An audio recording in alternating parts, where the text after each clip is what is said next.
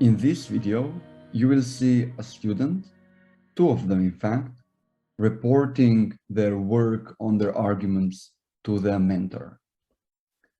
It is important that even though you let the students do as much of their work as possible on their own, autonomously, that still you have a sort of an overview, even if just a rough overview of how they're doing, so that you can offer advice while they're doing it and thus help them achieve the best possible result and the best possible work already while they're doing the activity. Of course, we always do a sort of feedback debriefing at the end of a debate or at the end of a, a larger exercise, but it can already be very helpful if you help them as they go, because then it's much easier to really polish the details and polish the final results in the end. And this also can be quite useful because very often when confronted with such a difficult task as is, finding arguments on their own, developing arguments on their own, trying to, follow proper logical rules, etc. It is quite common that, especially when they are perhaps a bit less experienced, that students make, slight mistakes, or that they perhaps forget about something that they otherwise would, be perfectly fine using, or they actually know. And this is why it can be helpful that you keep track of how they're doing. And this can be, this can consist of very short activities, of very short exchanges. For instance, when they are preparing for a debate, it can be as long as 5 minutes, maybe even less, for them to tell you how they're doing, and then for you to maybe offer them a quick word of advice or just a quick word of encouragement. Okay, so you have had time to prepare, and so I wonder, do you have any ideas already? What arguments do you think are strongest? What do you plan on running? Yeah, I think I'm gonna run two arguments. The first one is the one that we discussed a lot already, which is the idea of a duty to society. I want to argue that because society raised the individual and gave that individual a very much nice life, that individual owes it back, set society back to the government. And insofar as civil conscription helps society as well as the government, it fulfills that duty of the individual. And to deny that fulfillment is principally unjust. Okay. My question here is, how do you answer the criticism that the individual did not, in fact, choose this? I think a couple of ways. The first one is that you do choose to some degree to still reap the benefits of the society that you are currently living in. I'm pretty sure that's what Rousseau said. Basically, since I reap the benefits of the entire community functioning, I implicitly consent to society, to living in it, to enjoying it. Okay. That's fair enough then. So I think in terms of making an argument, what is also important is not only explaining why your statement is true, and I think you do have a reason. I also think you would benefit from maybe focusing a bit more on explaining why is this duty to society so important, that it maybe transcends your personal rights or other things, right? So that, because we can have multiple different reasons and maybe multiple different moral intuitions, why is this one so important? So how would you try to do this?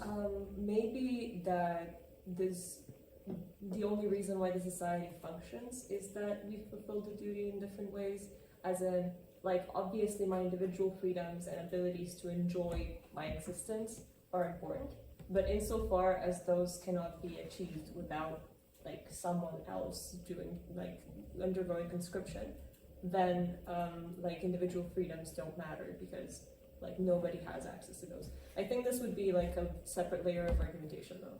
Like one would be a duty to society, which would just fulfill the legitimacy principle as to how the state is justified in doing this, while the second one would be how specifically within situations in which you need to do this, otherwise people would just not be able to have fun.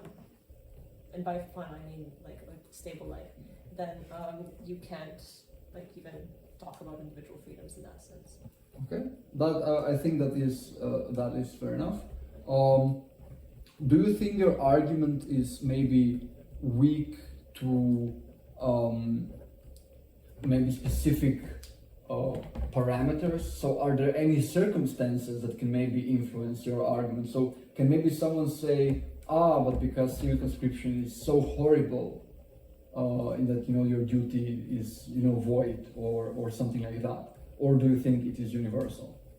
I think that it can be universal, but to claim that civil conscription is horrible is unfair and untrue, because even in like actual conscription, people don't go to the front lines immediately. That's not how the military works. Mm-hmm. You usually just get something that is much suitable for your needs, as in even a construction worker needs basic training.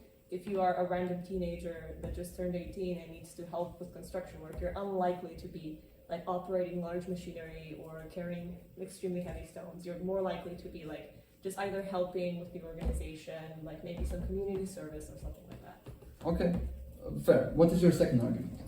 The second one was about like the crisis situations and how it would be separate layer of argumentation. Crisis situations. Okay. I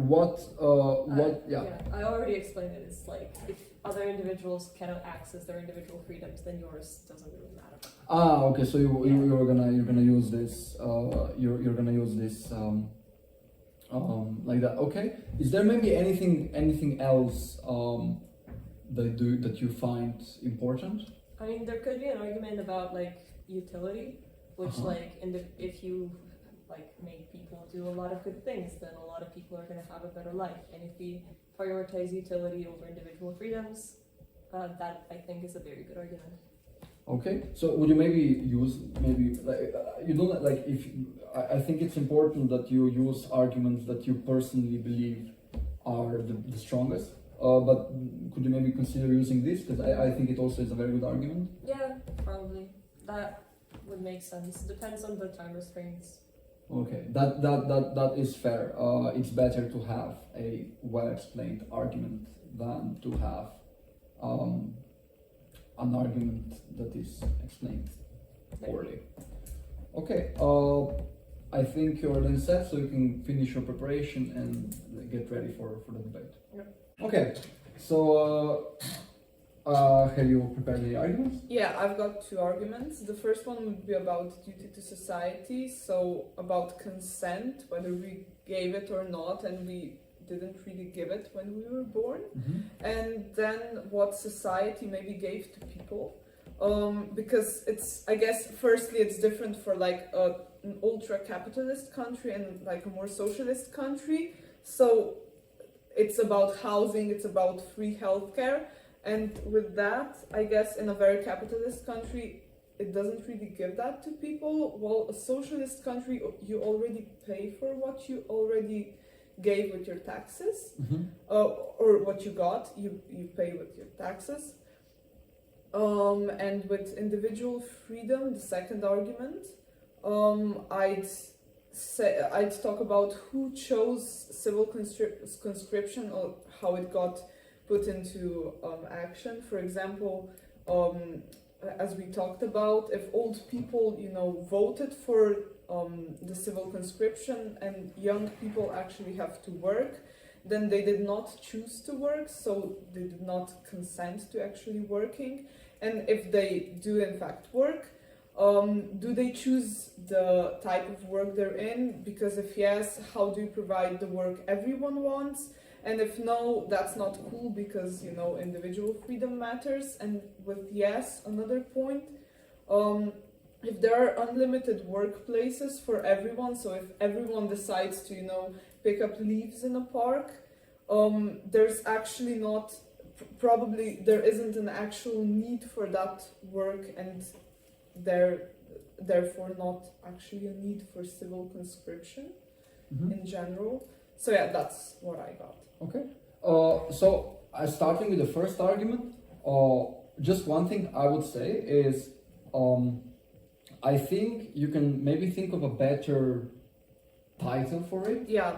And just the reason, and it might seem trivial, and on the level of logic, it doesn't change what an argument is about, but I think it is crucial that you are as clear as possible about what you're gonna be proving, just so that your audience can better understand you, and that means that they can also better follow the logic that you are presenting. No, because otherwise I think it's a solid and I think quite important argument. One thing that I would ask here is, maybe you could illustrate the impact of the first argument. So I guess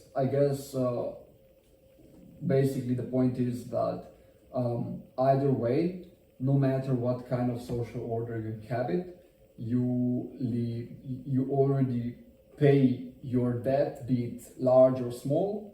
And I guess here you could expand your case by basically saying, well, if we don't pay back enough, we could use taxes as a way to pay back. And we could just maybe increase taxation, and then you can connect that to your second argument. You can you can think about it that way, right? You can make you can even make it maybe beyond philosophy. You can make an economical case for it. You could say, because we have division of labor, if we use money as a sort of universal exchange of value, we can actually be more efficient. So maybe it's more efficient if I do what I do best, I pay maybe a bit more tax, and then the government can hire someone who is good at a specific job the government needs done, and so you can connect that, and I think this is how you can make your whole case work and be a bit even stronger, I would say. Cool, great.